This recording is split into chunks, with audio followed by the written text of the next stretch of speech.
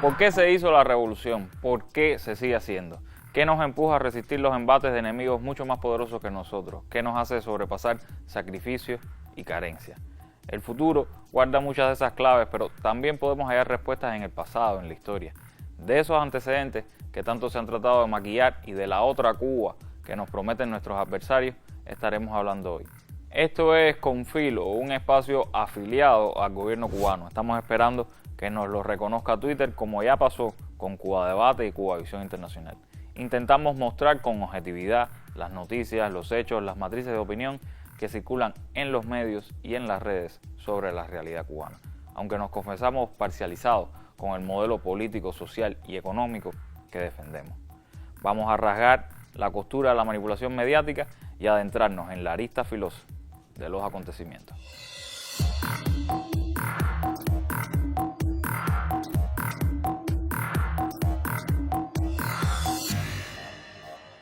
Circula en estados de WhatsApp y publicaciones de Facebook una lista de curiosidades sobre Cuba que está plagada de errores y datos un tanto alejados de la verdad. Por ejemplo, cuando se dice que en Cuba se decretó por primera vez en Iberoamérica la jornada laboral de 8 horas y el salario mínimo, pero en el año 1937, cuando en realidad estas fueron medidas tomadas por el gobierno de los 100 días en 1933, con el revolucionario socialista Antonio Guitera como mayor impulsor, odiado y mandado a matar por Fulgencio Batista. O cuando se dice que en la década del 50 teníamos el mayor consumo de carne per cápita de la región, cuando es harto conocido por una encuesta realizada en los años 1956 y 1957 por la Agrupación Católica Universitaria, que de la población rural solo el 4% mencionaba la carne como parte de su dieta regular. 91% de esas personas se hallaba en estado de desnutrición o malnutrición. La lista también pasa por alto algunos detalles importantes. Menciona así que Arnaldo Tamayo fue el primer latinoamericano en viajar al espacio, lo cual es cierto, como es cierto que tenemos una de las mejores escuelas de ballet del mundo y que somos el país de la región con más medallas olímpicas. Lo que la lista no menciona es que todo eso se logró con la revolución. Son de las curiosidades a las que alguien decidió no ponerle fecha al lado. ¿Para qué? Eso mete ruido. Además, la lista se enreda un poco con las fechas, como cuando dice que Riviera se construyó en 1951, cuando en realidad se terminó en 1957. Y sí, fue de los primeros con aire acondicionado central, pero también tuvo como dueño original a un connotado mafioso estadounidense, Meyer Lansky. Me complace que todos hayan venido desde tan lejos para estar hoy conmigo. Cuando un hombre llega a este punto en su vida, desea ceder las cosas con que fue favorecido, cederlas a los amigos. Un agradecimiento a los amigos que ha tenido y así asegurarse que todo continúe bien cuando él parta. Larga vida. Sí, larga vida. Bueno, ya veremos. Los doctores dicen que no, pero ellos qué saben. Estas son cosas maravillosas que hemos logrado en La Habana y no hay límite hasta dónde podamos llegar. Esta clase de gobierno sabe cómo ayudar al empresario y alentarlo. Los hoteles aquí son más grandes y lujosos de los que hemos construido en Las Vegas. Y debemos agradecer a nuestros amigos del gobierno cubano que han aportado la mitad del efectivo en la inversión bajo una base de dólar por dólar. Ha disminuido la restricción en importaciones. Lo que digo es que ahora tenemos lo que siempre necesitamos. Auténtica sociedad con el gobierno. No, menos pastel. Todos conocen a Michael Corleone y todos recordamos a su padre.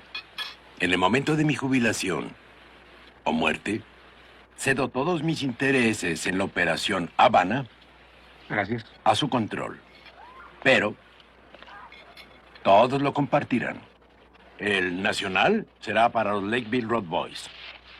El Capri para la familia Corleone. El Sevilla Billmore también. Pero Eddie Levine de Newport traerá a los hermanos Penino, Dino y Eddie. Por un porcentaje para controlar las actuales operaciones de casino. Y hemos reservado una parte para unos amigos en Nevada, para asegurar que todo sea más tranquilo en casa. Deseo que todos ustedes gocen su pastel, así que, ¿a comer? Sí, comeremos eso. Felicidades. En caso de que no haya reconocido el fragmento anterior, les recomendamos que haga algo que valga la pena con su vida y vaya a ver El Padrino. Ahora mismo lo autorizamos a dejar de ver con Filo.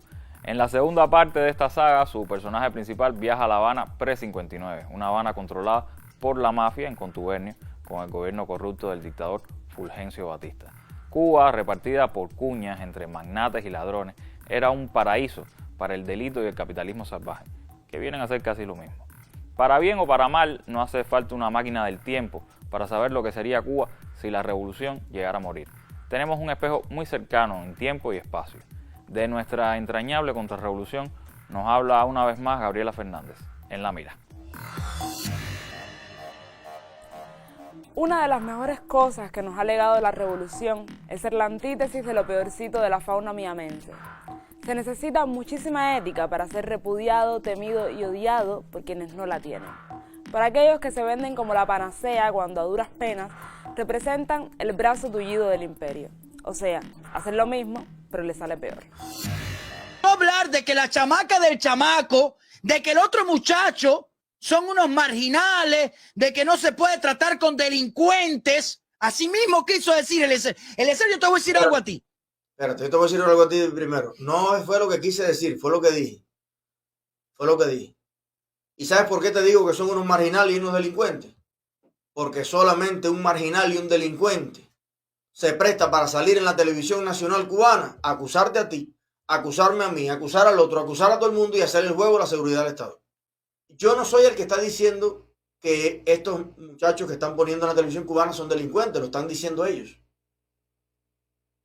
Ellos están haciendo una confesión, un mea culpa, y están afirmando ante el pueblo de Cuba completa que por órdenes tuyas, ellos son capaces de dar falso testimonio, involucrar a niños menores de edad falsamente y hacerlos llorar para que entonces, señores, esos son delitos, no en Cuba. Son delitos en el planeta Marte, son delitos en Groenlandia, son delitos en todos los países libres como nosotros queremos que sea Cuba. Si hay algo más peligroso que un enemigo discreto, es un defensor imprudente. Financiar sabotajes es horrible, discutir sobre ellos en directo es muy estúpido. Aunque en honor a la verdad, no todos son tan chapuceros, aunque sí igual de despreciables.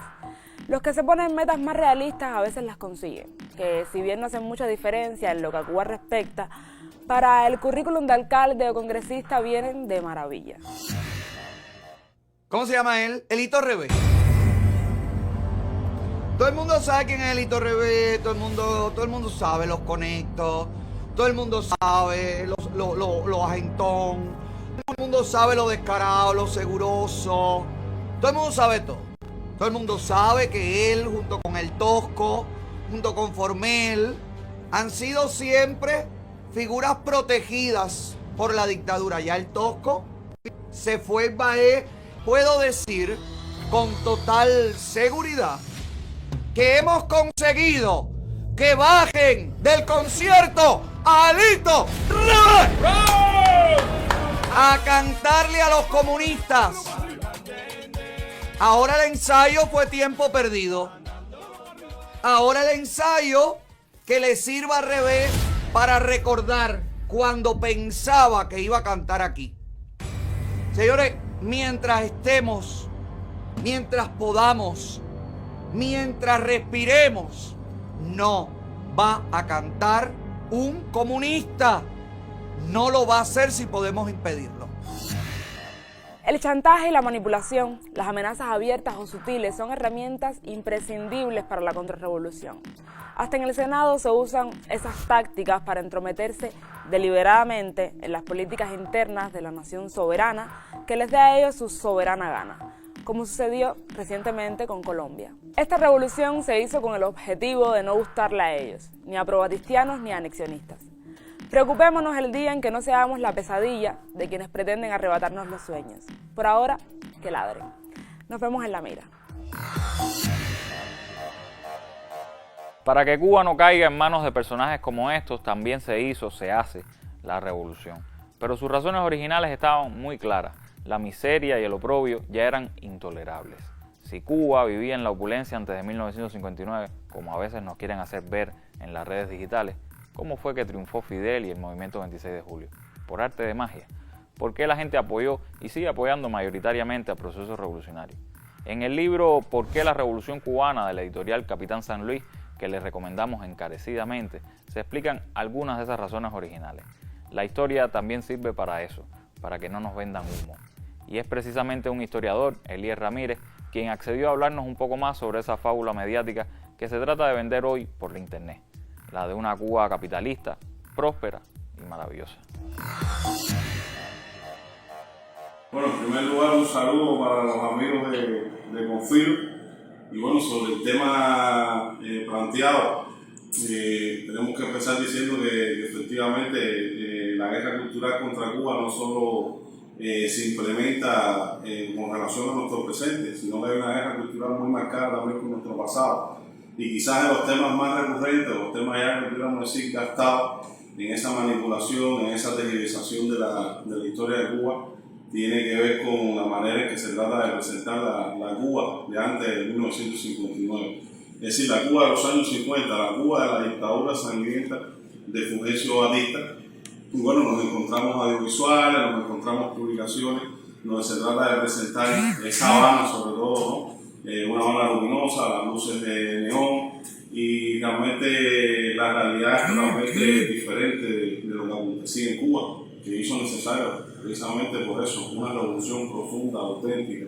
En primer lugar, Batista rompió con el orden constitucional de la isla al dar un golpe de Estado. El desarrollo, digamos, en la ciudad de La Habana era un desarrollo muy limitado a sectores, por supuesto, pudientes, burgueses, cuando la isla prácticamente la isla estaba en la más profunda miseria.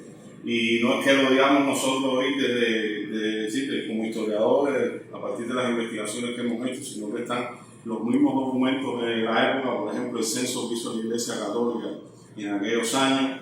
Es interesante decir que el presidente de los Estados Unidos, el propio John F. Kennedy, en agosto de 1960, en medio de la campaña electoral frente a Nixon en Cincinnati, hizo una radiografía quizás de las más profundas que hayamos leído sobre lo que era aquella Cuba de los años 50, y califica incluso a la dictadura de Batista como una de las dictaduras más sangrientas de la larga represión latinoamericana. Y como Estados Unidos, lejos de apoyar al pueblo cubano, lo que hizo fue darle la espalda al pueblo cubano y apoyar a esta dictadura. Y bueno, en aquellos momentos los jóvenes prácticamente amanecían en las calles, asesinados, se violaban los derechos humanos, se practicaba la tortura, el crimen político, y realmente no había la más mínima libertad. A la Cuba de Meyer Lansky y Batista, a la Cuba que sería patio de recreo de personajes iguales o peores que Marco Rubio, Bob Menéndez o Gutiérrez Boroná, a la Cuba donde se coronarían seres abyectos como los que vomitan odio en YouTube y Facebook, a esa Cuba no vamos a regresar. Y no, la Cuba de hoy no es la que queremos, no es perfecta, no se acerca a lo que soñamos. Es una Cuba donde se cometen errores, donde hay burocratismos inexplicables y mediocres que debemos extirpar como tumores cancerígenos de nuestras instituciones. Hay inequidades por borrar y enemigos externos e internos que nos hacen mucho daño. La de hoy es la Cuba que pudimos hacer, nosotros todos, abuelos, padres, hijos, en medio de muchas agresiones. Pero no es todavía la que merecemos. La Cuba de hoy tiene que ser mejor, mucho mejor. Pero no serán la restauración capitalista ni la pleitesía a los señores del norte metálico y desarmado las llaves de esa mejoría. La clave de hoy es la respuesta que dimos ayer. Más revolución, más socialismo. Para atrás, ni para coger impulso. Síganos en nuestras redes sociales, lléguense a nuestro canal de Telegram, donde colgamos el audio del chat de voz que realizamos el sábado y en el que la doctora en ciencias Anel Morales nos explicó sobre deepfake e inteligencia artificial y tuvimos espacio para el libre intercambio de ideas. No dejen de escucharlo, no pesa mucho para la descarga. Y recuerden que regresamos el jueves justo antes de la novela. Hasta entonces, manténgase con filo. Chao.